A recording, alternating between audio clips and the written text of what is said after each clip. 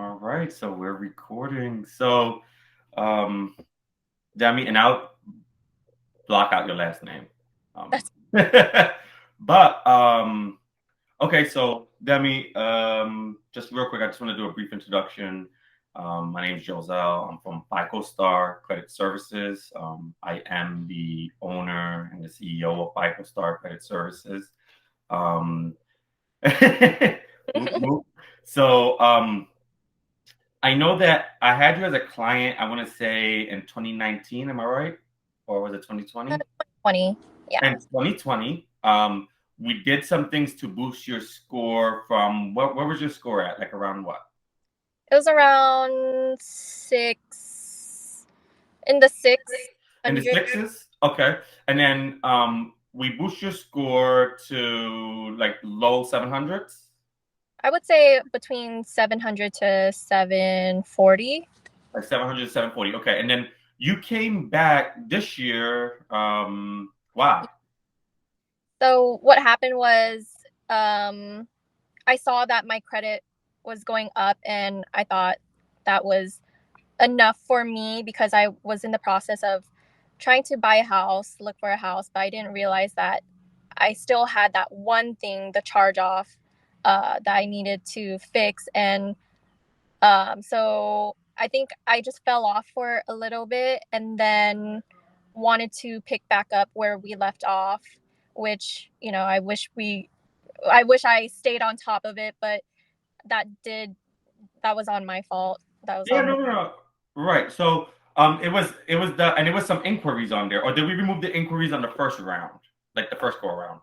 Inquiries on the first round because those were due to the charge off. Like I would have inquiries based on me trying to open up credit cards, Right. uh, and that was the easier stuff to remove, I would assume.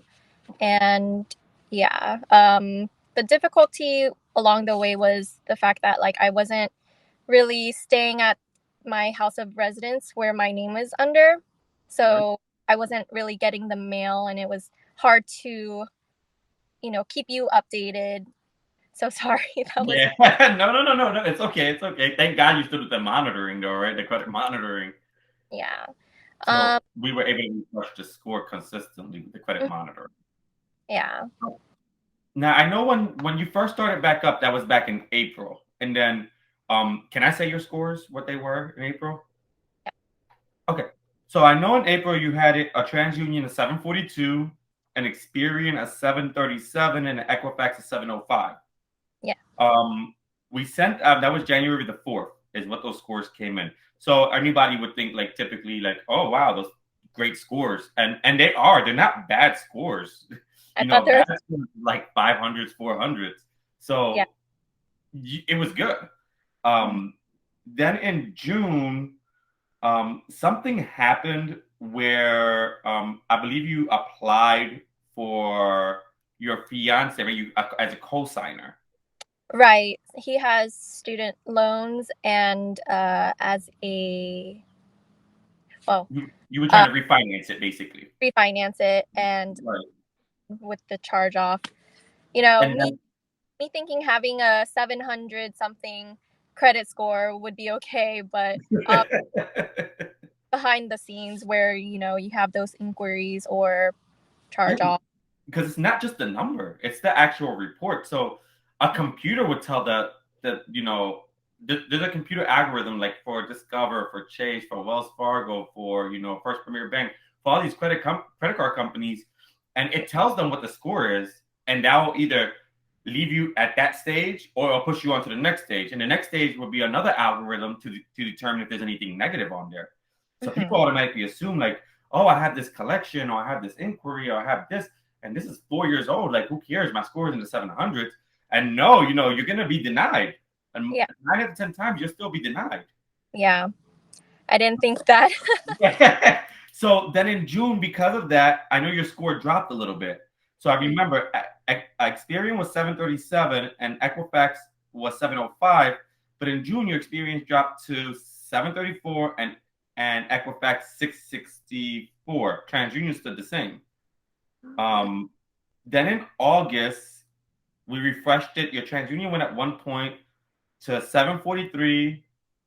Your Equifax jumped up from 734 to 740, and your Experian jumped up from 734 to 740. Your Equifax jumped from 664 to 698, which brought us back to our safe zone again. Yeah.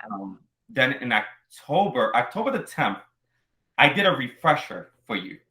And when I did a refresher for you, this is our conversation that I posted. I did a refresher for you, and I was a little disappointed to see that the collection only dropped off of, the charge off only dropped off of one report. And I'm like, what's going on? No, I'm lying. It dropped off of two reports, and the other one it didn't. I'm like, they all were pending to fall off. But then on the 12th, 2 days later, I checked. yeah, and it dropped off. So then I refreshed it, and it jumped again. So you went from 743 in TransUnion to a 797. Your Experian, you went from a 740 to a 795, and your Equifax, you went from a 787 to a 799, 1 point away from 800. I know. It was So, and I think we're not done just yet. So I know we have one more inquiry we have to remove. Then it's just a matter of bringing your balances down. So I know you do a very good job at keeping your balances under 30%, which is phenomenal. But our next step would be to zero out those balances, because right now you're about, one of the cards about 11%, and the other one you're about 22%. So we're going to zero them out. So when you refresh on your when the credit bureaus refresh, and they refresh your bucket of people, which is coming up real soon, then it'll refresh with that new zero on there, and hopefully the inquiry will fall off at the same time. Which we found the perfect case law, and if anybody want to know, I was just telling her. So the case law is Norman versus TransUnion. It's a Eastern District of Pennsylvania case law regarding inquiries. So I'm thinking with that, we're going to be able to remove it, because they're not going to be able to show any permissible purpose, which is what's required under the Fair Credit Reporting Act. And I also want to, when we get a chance, we want to see if we can ask your credit card companies to raise your limits, because when they see, since you're a current customer, they'll only do a soft pool. Yeah. And it's not going to be a hard inquiry, so it's not going to affect your score. When they see how much better your credit is compared to when they last raised it, they're going to want to raise it. And the higher it is, then the better. So I'm predicting, this is my prediction. So right now is October the 16th, 2021.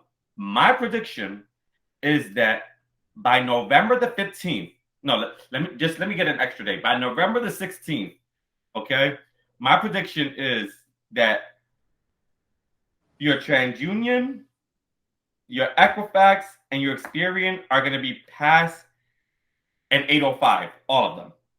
I can't give you an exact number, but I know they're all going to be past an 805, which is going to be great.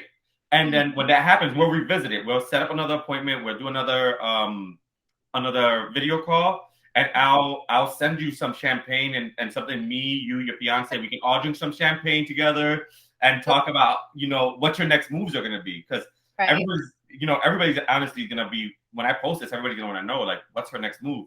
So I'm really excited about that. So that's a month away exactly. We're giving myself 1 month away.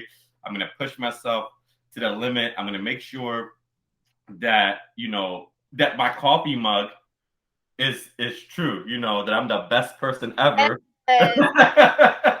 Real deal is the best person ever. Right. Seriously, you've helped my credit so much. Like, for the past, I would say, 4 years, I started with a 580, I think, and then I did little things here and there to help myself, but those extra things where you pushed off the inquiries and this charge off boosted me so much. And I can't even imagine being so close to 800, and I'm there, and now potentially. Oh, yay. I'm really excited, because I want to I mean, I don't know how comfortable you and your fiance would be, but I would love to, when you guys buy your house, I would love to go and check it out. Like, get a hotel. I would love to go and check it out. I would love to be part of like the picture. You know, the picture that the real estate agents take Oh, right next to the house like this.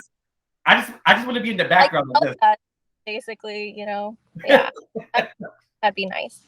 yeah. So we can definitely plan all of that out. But I mean, what did you find help boost your score the most? Something, any advice that I've given you that you would say, Joselle told me to do this and it really worked. Yeah, I will probably butcher how to do it, but your advice in paying half of my credit card off 15 days before my due date, and then pay off the rest 3 days before. That's Three, correct. yeah. So, you can explain. I'm pretty sure you do Yeah. it.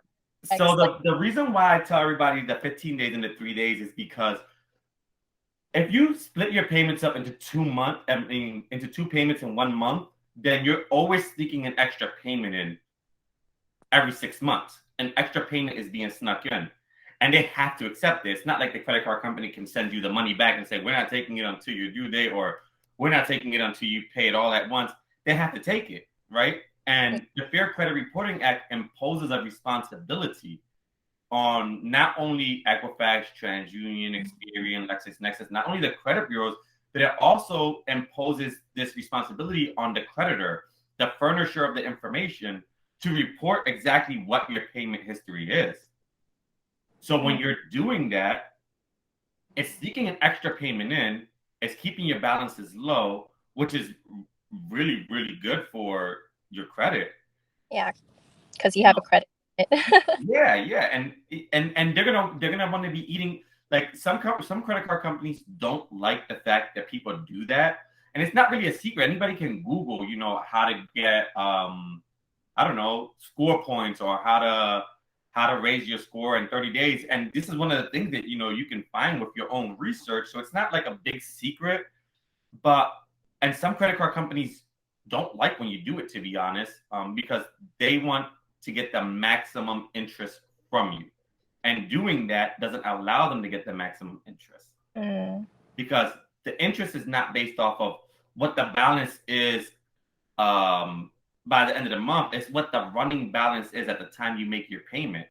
So if you have, I don't know, $300, you owe $300 on your credit card, and the interest is 19.95%, then it's off of that balance. So when you're paying only $25 minimum, then remember 19% of that is going to the interest. You're paying more in interest than you are paying in the principal. So some credit card companies, they want you to pay more interest because that's their money making. Yeah. That's how they eat. But when you're doing it the way I'm telling you to do it, you're paying less interest. You're sneaking in an extra payment. So in 1 year, you're sneaking in 2 extra payments. And then not only are you sneaking in the extra payment, but you're keeping your balances low. And it's easy to finance. It's easy to manage because people typically get paid twice a month. So every 2 weeks.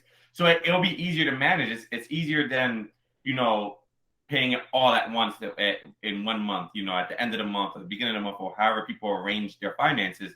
So this is much easier because they can break it into 2 payments. They save money. Their score jumps.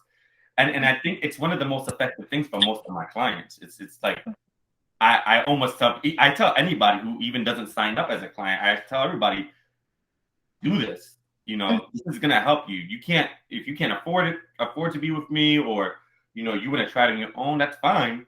But do this. This is the most important thing to do if you have an active credit card or line of credit. So now that we're almost at the 800s, I'm guessing your fiance and you were like jumping on the bed, happy, excited. Oh, I'm like ready to buy a house already, but you're on Zillow already. I but still got a little ways to go. So yeah, so we'll get there, and I promise you, we certainly will get there. Give me that just 1 month. We'll definitely get there. That's a guarantee. Okay. All One, right. So am I holding you up? Are you good? Do you have any other questions, comments, concerns, anything you want to talk about, or anything that you want anybody to know? I mean, just first off, of course, if you were thinking about fixing your credit, you should definitely do it. You never think that your score is, you know, you'd always think that your score seems okay, but there might be some things in the background that you weren't aware of. So just stay on top of it. Hit up Joselle. And Thank you. um, I do want you mentioned the interest rates. I did have that question. Would you be able to Yeah. uh, on that? Yeah, so I know that you when we were texting was yesterday or the day before yesterday. Yeah. I know that you were asking me you were assuming that if you paid the whole balance off, there's no interest.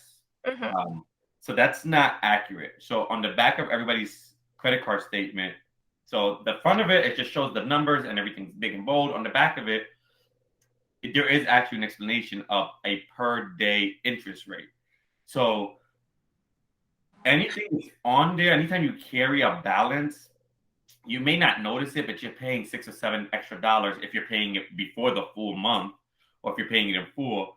But if you're not, just look at what you spent. Let's say you went to all those and bought a pair of heels in all those, right? And the heels were, doesn't matter with the number, $100, right? Now your interest rate is 19% off of your balance. And let's just say that is your only balance. That's the only thing you carry, right? So if you pay it before the 30 days, people think I paid it before the 30 days, there's no interest. No, you're not going to pay $100. If your interest rate is 19%, let me just do the math for you guys real quick. $100 times 0.19. So that's $19 that you'll be paying. Divide that by 30-day month. So that's 63 cents a day. And let's say you paid it, I don't know, 15 days in. So that's times 15. You'll be paying $9.50 extra. So you're going to pay 109.50. Wow. Yeah. That So blows.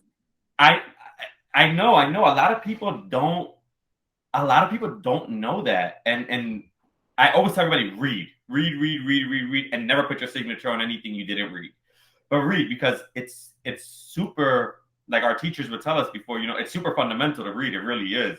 You Yeah. know, $9.50. If you're doing that, every month, you know, for a year, that's $114.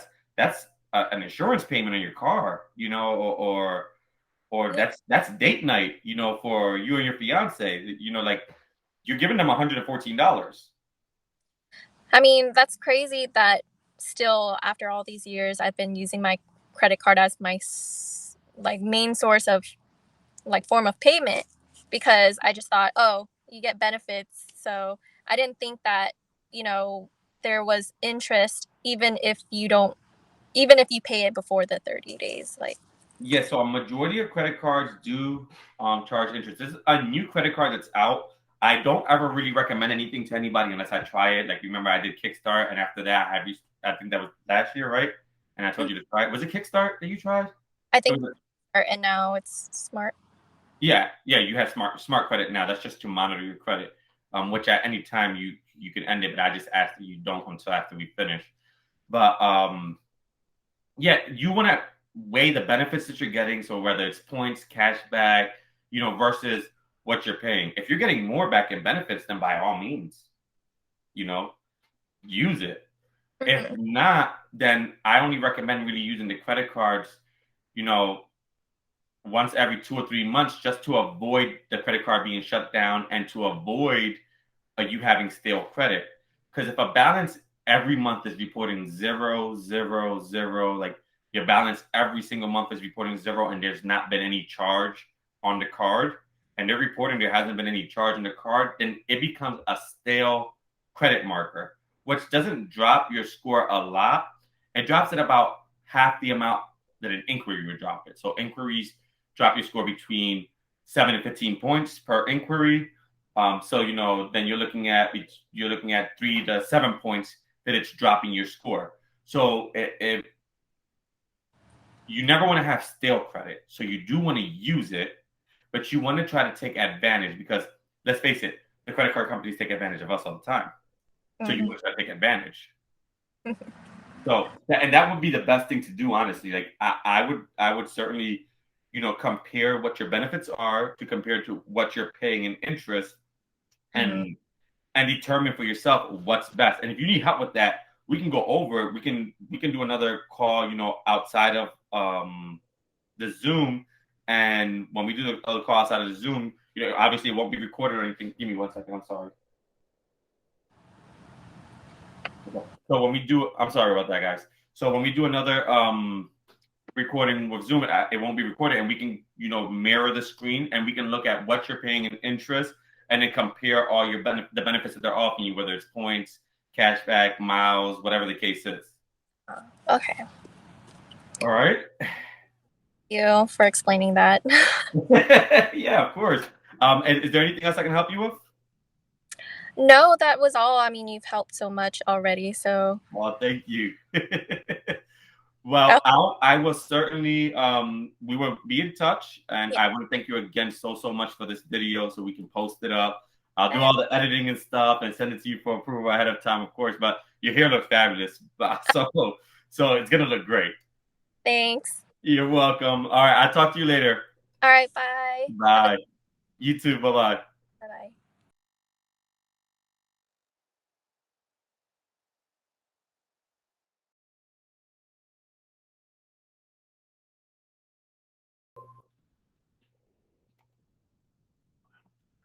Because I'm going, and this is recording.